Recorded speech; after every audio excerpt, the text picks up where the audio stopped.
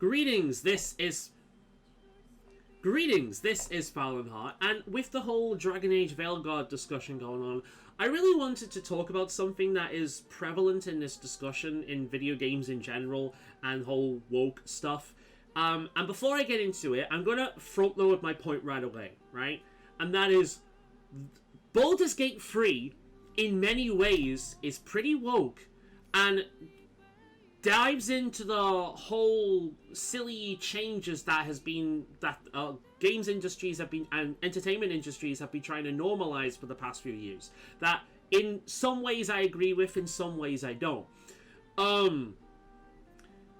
But why the fuck does no one outside of the biggest identity war tribals really care? I'll show you what I mean. So we got an elf here, right? What gender is this elf? It's a woman, right? Well, no, it's a body type 1. Here's what happens if I go into a body type 2. Apparently, your sex isn't a thing. It's just a body type. Now, this athletic-looking fit guy, compared to this taller, muscular equivalent, that's a body type. And if I first saw this, I would assume this would be thin, fit, muscular, and fat. That's what I would assume. But no, it's female, male, muscular female, muscular male. A bit daft if you ask me, but that's the thing, right? Let's go into the character creator. Now, the elf is actually pretty good with this, but quite a few of the options for some of the other races are pretty androgynous. This is pretty good with it, though. Although, to be honest, I prefer the old-fashioned look of elves, where they actually looked fey. Old-fashioned Dungeons & Dragons art of elves looked quite fey. This one is just another example, like a more modern equivalent of elves, where they're essentially just humans with pointy ears, which is a bit boring in my opinion, but I don't like elves that much anyway, especially since they've just become humans with pointy ears. It's a tradition that I wish they would move away from, but that's what they've done. It's actually a shame, because Larian have actually made better elves. In their own universe, Divinity, elves do look, especially in the original Sin games, elves look unique. They don't look human at all. I love the way they did elves in original Sin. But, yeah, so if we scroll down, we've got the Vertiligo, or however you pronounce it. So this is a feature that has been popping up in literally nearly every character creator from Western games for a good few years now. Why? Because it's really easy to implement, I would imagine. They get a lot of social points for doing so, and for the tiny percentage of people this affects, and that they would like to make a character that looks like them, yeah, it's a good option to have. Are 99.9% of people who play this game going to use it? No. And if they do, they're probably a YouTuber designing a clown character to laugh at when they see them. Unfortunately. But still, it's an option, and I'm glad that they have the option. It obviously wouldn't have taken much time and development time to make. It's an option for people who want it. Fine. This is where I have the issue, though. It's with the body type. The body type is so stupid. Call it build. Call it build. You know, male. We've got female, male, strong male, or muscular female, muscular male. Right?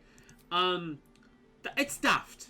It's daft. There should be 2 options, and underneath 2 more options. Male, female, female, female, male, male, or male, male, female, female, whichever way you want to do it, right? But there's many ways in which this is woke. Again, you've got the genitals. Here's a woman. Not anymore, she's not. Actually, no, she identifies as female, so she is. Non-binary? Whatever the hell she wants. Very, very woke decision. You ever notice it's always non-binary? I like how they've got non-binary / other, so they didn't have to make this like a billion freaking toggle, where it's like Zim Zim, bird gender, dino gender, whatever the fuck that I feel like in any given moment gender, fuck you gender, and all that kind of thing. But it's a male now, so we have a trans character now. A pre-op trans character. I like the fact that YouTube just won't like the bottom bit of this. Check out those jiggle physics. They put a lot of work into that. I love that they did that. It's hilarious. But,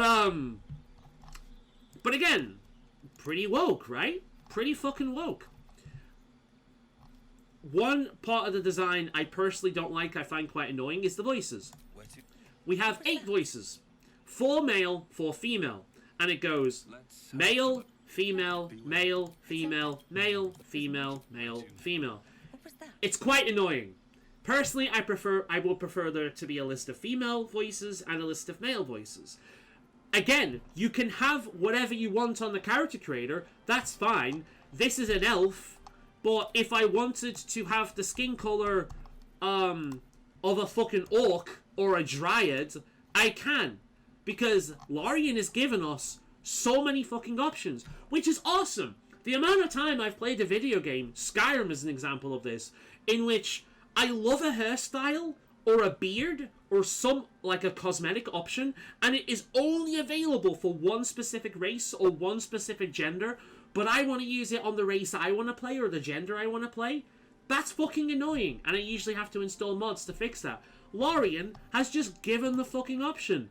If you want to play as a wood elf for the stats, because wood elves are one of the best races in the game, stat-wise, but you want to play as a drow, well, you're going to have elf interactivity in the game, but you can still make a character that looks like a drow. That's awesome! But ultimately, a lot of these things are things people would complain about and dismiss the game for, because they are signs of woke game design. They are. Why does no one care? Why does no one care? Because it's a good game. Because it's a good game. You know, we've got nobody going, fucking pronouns in this game, because Baldur's Gate 3 is a fucking fantastic game. Not only is it a fucking fantastic game, but it's a fucking fantastic game in which the developers have said, we have made and are currently polishing and improving, like, our game. We have a lot of fucking pride in this game. We want to give you the best game we can. But they're not selling us more content. They don't want to do DLC.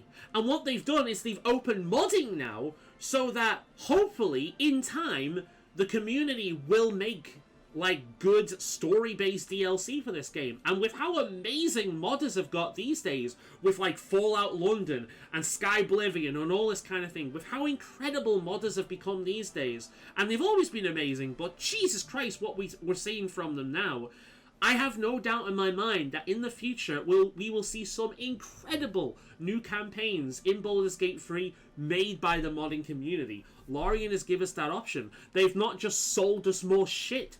They have delivered us a DRM-free product that we buy and then own. There's no extra nickel and diming. There's just that. And that product on its own value is one of the best RPGs we've ever had. On top of that, they've not done any bullshit. That is why people... And ultimately, no one's complaining about this body type thing. No one's complaining about this. As well as this, we've got various characters, right? A lot of the romance options of this game are, like, they fit into modern common trends when it comes to the kind of things people are looking for. We've got the Dommy Mommy Tsundere. We've got the Muscle Mommy, who's also a bit of a bit adorkable. We've got our big titty goth girlfriend, who is very much a case of I can fix her. We've got the other I can fix him, which is our twink character. Funny thing about Astarion, a lot of people seem to think he's gay by default. I don't think he is. I don't even know if he's bi. The game, as far as I'm aware, doesn't even say it. What he has been used, though, is he's been used as a slave for many, many, many years. And he was used to essentially get people to come into the castle for his vampire master to be given to his vampire master. So essentially, it didn't fucking matter if he was straight. It didn't matter if he was gay. It didn't matter what he was into. He was sent out there to hunt for victims. He's a slave. It doesn't matter what his personal taste was. Just add that to the list of trauma this man has gone through. I don't like Astarion, but I won't deny that he's a very, very good character. But again, we've got your pretty boy twink kind of character here. We've got your classical romance character for somebody who wants something a bit more traditional and sweet. We've got your adorable nerdy guy who's a little bit awkward. Also, probably someone who has been abused. There's a decent chance that Gale was groomed by Mystra, who has a habit and a track record of using wizards and then tiring of them and shoving them aside. And it's pretty obvious in the way Gale talks that he hasn't really had much experience with other men or women outside of Mystra. All of these characters are bi in terms of function, which is, in my opinion, the best way of doing this. Because if you're gay and you want to date one of these men, you can. If you're straight and you want to date one of these women, you can. If you're a lesbian, you want to date one of these women, you can. Same with straight, again, and you're a woman with these guys. It doesn't matter what your personal sexuality is. It doesn't matter what your character's sexuality is. Because sometimes I'm not gay, but I play gay characters. Doesn't really matter. Because they're the characters that matter, not me. They give you the options for all these. And a lot of these cover the basic things. And one thing I would point out is another point to its woke factor is the women, we've got extremely... This is a role that would usually be saved for male characters, traditionally. The fact that this buff, highly masculine-looking character is a woman is kind of woke. Same thing with Lae'zel being one of the toughest, strongest characters in the fucking game.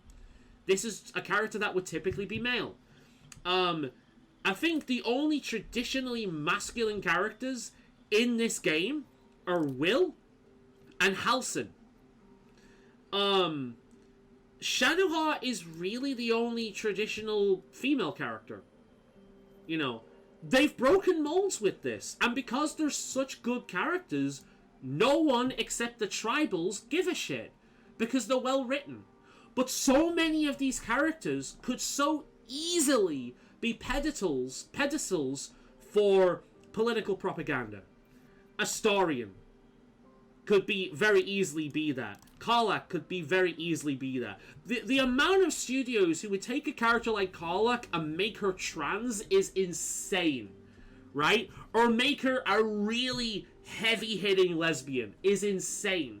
Which is hilarious to me because they're people who are shoving people into boxes and shoving tropes in the pursuit of spreading awareness, when all they're doing is creating more stereotypes. They're engaging in stereotypes, right? So many of these characters would be fucking ruined. Fucking ruined when given to people who have a political agenda rather than Larian, who are artists who want to make a good game.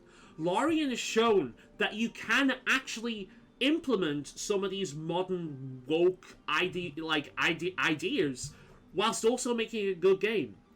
And the fact that nobody outside of massive fucking brain-rotted tribals is complaining about it shows that the majority of people don't care. They don't. They just want a good game. So all the people saying, oh, all these people are just hateful, bigoted people, that's just a defense. Your game is trash. Your game is shit, and that's why people are jumping on this as one of the reasons. Because it's a shitty thing that is just amplified by how shitty the game is. Like, if I was designing the game personally, I would include a lot of these woke options. I'd just do them in a different way. I wouldn't try and lump the genders together as if they're one and the same thing, and anyone that thinks they're inherently different in some ways is just a bigot. I wouldn't do that. I would give people many of these same options. I would just implement it in a different way where the vast majority of people who just want to make a man or a woman can, like, see it more clearly, instantly, rather than it being lumped together, right? But again, people don't care. People are not complaining because it's a good game. If you legitimately want to spread these ideas, if you want to normalize these ideas, make a good game. Shadowheart is probably the only character in the game that I can say is canonically bi. Because when she first sees Karlach, she is obviously attracted to her because of her muscles. And if you have her in the party with Halsin quite often, you'll learn to realize that she's actually attracted to Halsin as well. Meaning that Shadowheart likes muscles. Shadowheart likes big women and big, beefy men. That's what she likes. She's bi. She's the only character in the game that I can canonically say, that I can say has a canonical,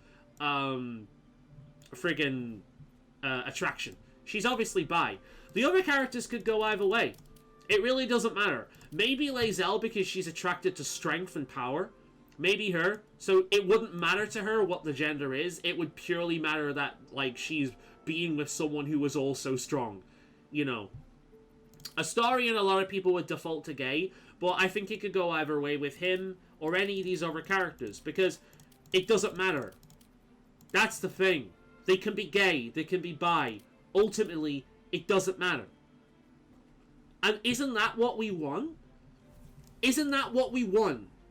We want characters that are interesting and lovable all on their own, whilst also maybe being these minorities. That's what we want. We want people to see these characters and fall in love with these characters, or grow to at least respect the writing and the acting behind them. I do not like Astarion. I think he's a complete and utter cunt, and I don't think his trauma justifies the massive dickhead he becomes. Minthara says it best. Astarion is someone who has been deprived of freedom and like feeding his hunger for so long that he's become addicted to both. Like Minthara said it best. Astarion is a colossal bellend. You can empathize with why he's a bellend, but he is a bellend. I don't like him. Most of these other characters I do like, even Lae'zel, especially when you romance her. She's fucking incredible when you romance her, but I don't like Astarion. But I respect the right. I think his character is fantastic. He's a very well-written character and a very well-performed character. And how often can you say that about a video game character? Usually, you either love characters or you hate characters. Very rarely can you sit back and say, oh, this is a character that I don't like, I actually cannot stand, but I can certainly see that they're very, very well written and very well performed. There's not many characters. This is one of the things that makes Baldur's Gate 3 stand out.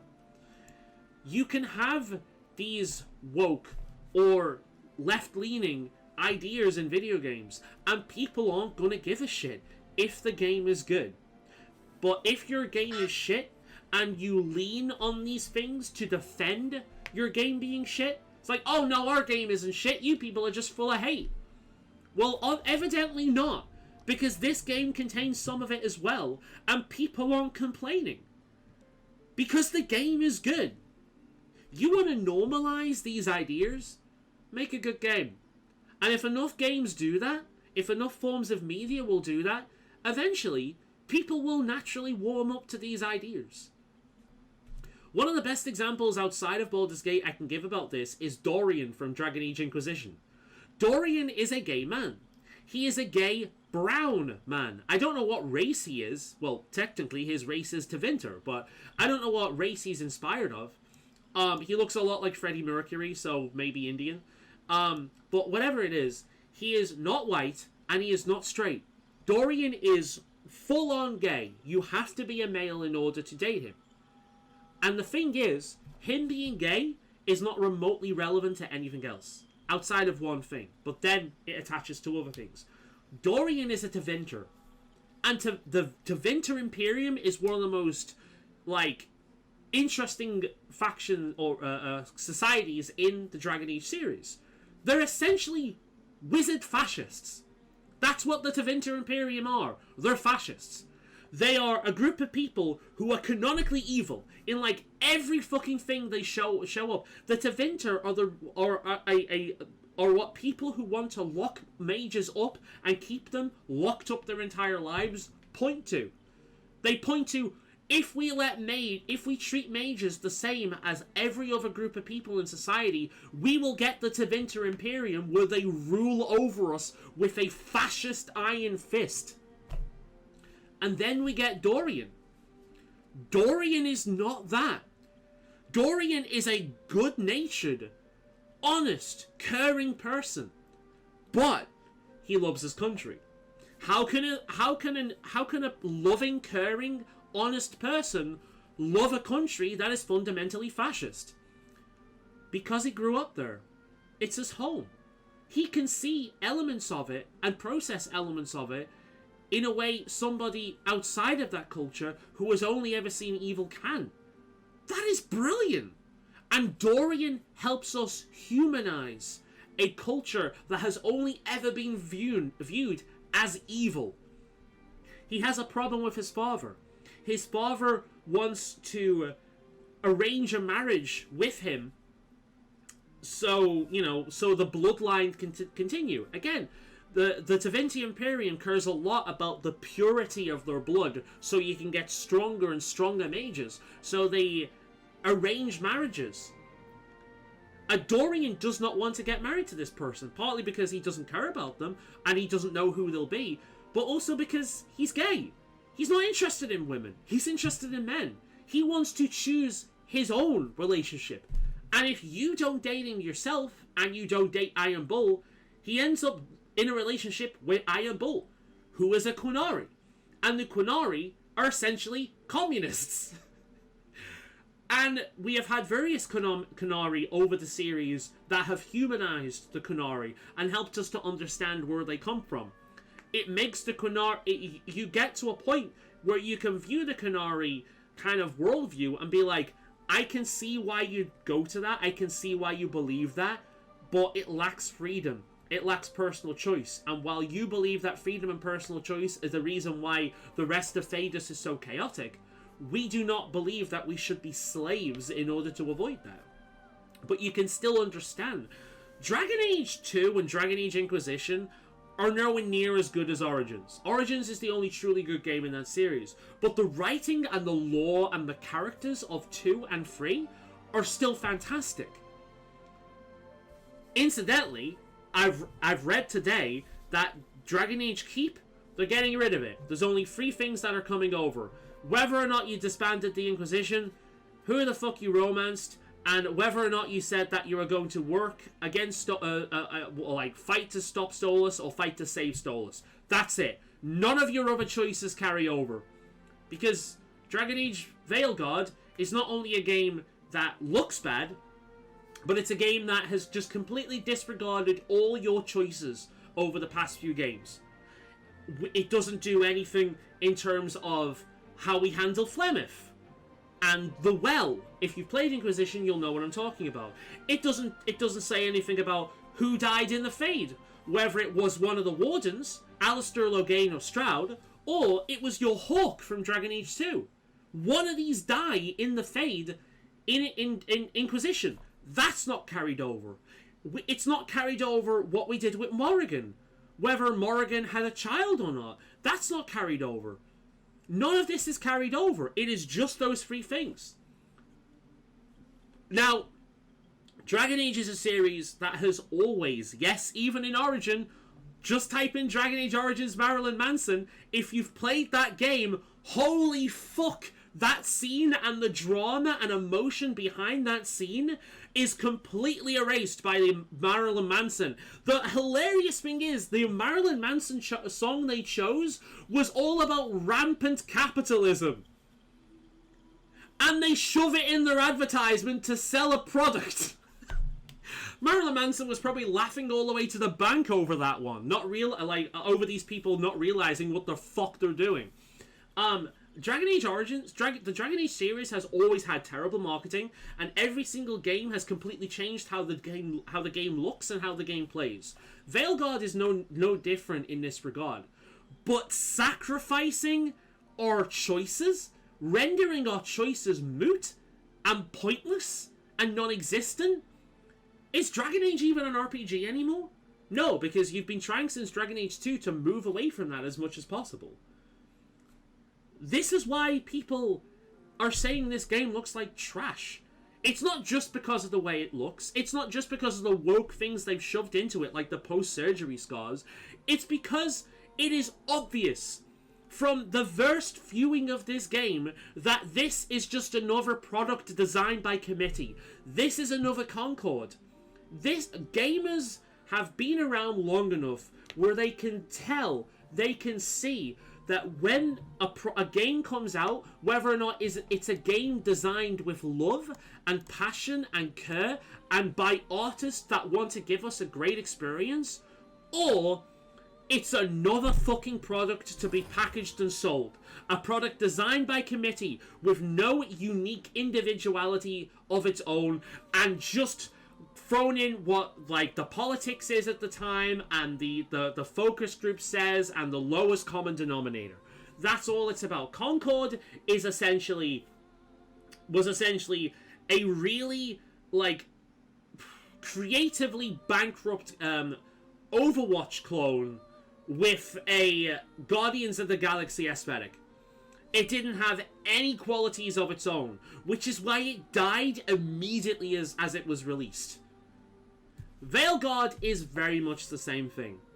It is a game that they have taken Dragon Age, they've removed as many of the choices and the RPG elements as possible, and they've given it a freaking critical role aesthetic. It's like, cool, we can tell what you're doing. You're not making a Dragon Age game, you're making a game designed by suits, designed by committee. You're making a game in order to have a widest step as possible on a community you believe is large, but is mostly just people pissing and moaning on Twitter all day. That's what you're doing.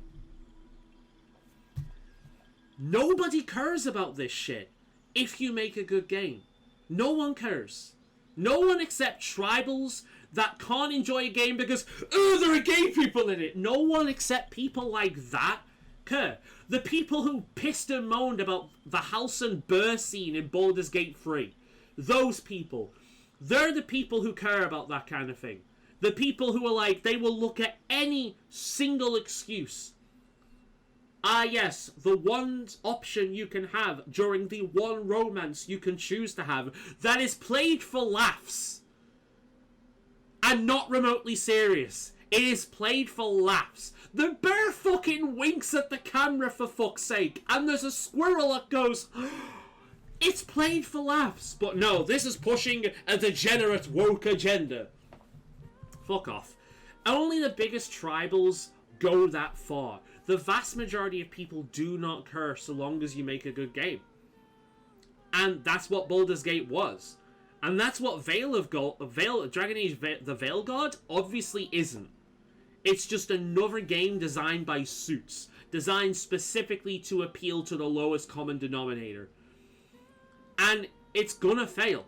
I think the only reason this game might sell is because of the name Dragon Age. And there will be a bunch of people out there who will buy it on name recognition alone because they do not give a they're not involved. They don't care about the news of video games. They don't look into anything. All they do is see new product, buy new product. They don't ask questions. They just consume product, and then they get excited for more product. That's all they do. And sadly, there's a lot of people out there like that. So it will sell because it's a Dragon Age game. But more and more people are getting tired now. They're getting tired by these studios. You know, a few years ago, a game like Baldur's Gate 3 wouldn't have become the massive big deal it was. It wasn't just a good game. It was revolutionary because it was a good game that didn't bullshit us in any way. And that they've gone out of their way since to fix. They've not sold us anything. They've not nipped and tucked and fucking took this away to sell later and removed this to sell later. There's no bullshit attached to it. There wasn't any political bullshit attached to it coming from the studio themselves. It was just a good fucking game. That is so rare these days, outside of indies. And even a lot of them have a lot of this political bullshit attached to it. The thing is, like I've said, this game has political bullshit attached to its character creator. It has it in some of the design choices for the characters. It has it. But most people aren't gonna notice. Because Larian has never used it as an excuse for criticism of the game. They've never used it as a major marketing ploy. Look, our game is good because you can have Veilguard or whatever that thing is called, and you can be a female character with a penis. Like, they've never done that. That is what Inquisition is doing in a lot of the journalism. This game is amazing because I can have surgical scars. It's like, no. What's the story? How do you impact the story? How is your prior choices impacted in this game? What's the gameplay like? That's what people care about. The more focus you put on this kind of shit, the more people are going to say, right, it's because it's not just the fact that they may not agree with this politically. It's more so the fact that, okay, you're focusing on these things. That shows me that you haven't made a good game. You have made a political product. That's what it tells us. And we're not just being hateful. We've seen this time and time and time and time and time again. Funny thing about gamers, pattern recognition is common. You played enough games, like this is a CRPG. For as amazing and unique it is, it's still a CRPG. We've seen these systems time and time and time and time and time and time and time again. It's not unique in the element. That is pattern recognition. Just like we're seeing these political talking points pop up time and time and time and time and time and time and time again. When they're doing that, they're essentially preemptively arming themselves so that when they do get criticism over the game being shit, or them focusing on things like that don't matter, they can just call these people hateful. They can call them ists and phobes and be like, look, our game, there's nothing wrong with our game, these people are just hateful. That's what they're doing. When you focus so much on these things, you show that you don't care about your game, you care about the politics that you can insert into it. You care about the ideology that you can insert into it. Thing is, gamers don't care about politics. A lot of people say, we don't want politics in our video games. But what they really don't want is the video game being used as a pedestal for real-world politics. Fallout New Vegas is one of the most widely praised and loved video games of all time. To the point, most people, including myself, think it's the best Fallout game in the series. Fallout New Vegas is all politics! The NCR, the NCR, which are basically a modern day government, like a modern day America. That's what the NCR are, fit with all the fucking corruption and self-interest that is involved in our modern government. The I forget his name, Mr. House, who is the ultimate libertarian, who is essentially only really cares about himself and his legacy. House doesn't give a shit about anyone but House and House's legacy. That's all he cares about. He will use people, toss people aside. He don't care who gets harmed. House cares about House. And then there's Caesar's Legion, who is, I'm not going to go out and say fascist, because I don't think Caesar's Legion is fascist. Caesar's Legion copies Rome. Fit with all the bullshit that attached to that as well. Slavery, treating women like second-class citizens whose only purpose is reproduction. Bunch of shit like that, right? Notice something. None of these options are good. It doesn't matter whether you go for Mr. House, Caesar's Legion, or the NCR. All of these are full of terrible outcomes. Or, if you go with Yes Man, and you decide to go your own way and become an independent, well, that doesn't work either, because you make yourself a massive target for these other groups, and Yes Man essentially says, the robots are taking over now, you have new electronic masters, fuck you, we're giving the orders now, not taking them. Every single outcome in Fallout New Vegas is bad. And people are still to this very day arguing as to which of the politics are good or not. Which is the right option. They've completely missed the point. They're all bad. They're all bad. All of these political options are bad. That's the reality. It doesn't matter what you choose, it's gonna come with bullshit. And that is the most real, political take and message I have ever seen from a video game. And the fact that people are, to this day, are still arguing with each other as to what the right choice is in Fallout New Vegas shows that this never changes. War never changes. Politics never changes. Societal issues never changes. Human rights never changes. That's what makes Fallout New Vegas so good. It is all about politics. But it's implemented in such a great way within the game world. It's not just on a pedestal telling you what to think. And that is what all these other games do these days. They sit on a pedestal and they tell the player what to think. They preach at the player. They do it in their game design, in the character creator, in the lack of choice you have in certain things. There is a right option, and it is the option of the politics of the developers of the game. Whereas Fallout New Vegas tells you, choose what you want. It's bad either way. That is brilliant. Gamers like politics in their video games. They like them in the setting of the world that the video game was created for. They don't want a writer's personal politics on a pedestal being preached to them. They want an in-universe set of politics that they could possibly correlate to real-life politics, but they want well-written worlds. They want well-written worlds, well-written characters, and choices in how we impact those things. And that's not what we're getting. We're getting political pedestals. We're being told what to think. And if we don't think this way, we're bad. And these things are being used as a shield to defend developers and companies for making terrible, essentially propaganda-driven games. But, like we can see from Baldur's Gate, really, no one cares. No one cares. You can make this character like whatever fucking color you want.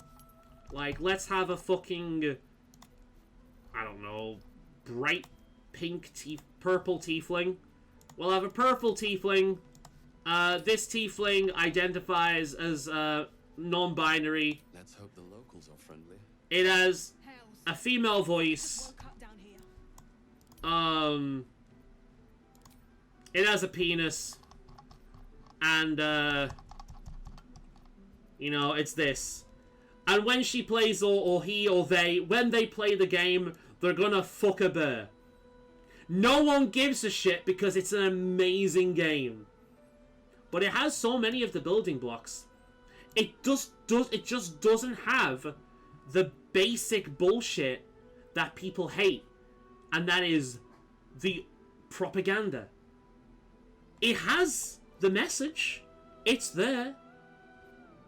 But it's not being preached to you. And they've not used it as a shield. So that's what I wanted to talk about this about. I've got to get moving anyway. I'm expected to be somewhere soon. But yeah, that's what I wanted to make this about, right? Just make good games. You can get your... I don't care what your politics are. If you want to implement them in a game, make a well-written world and write these politics in a way that gets people to ask questions and sees the humanity from different sides. Don't just tell people what to think, and when they complain about it, call them hateful. That's it.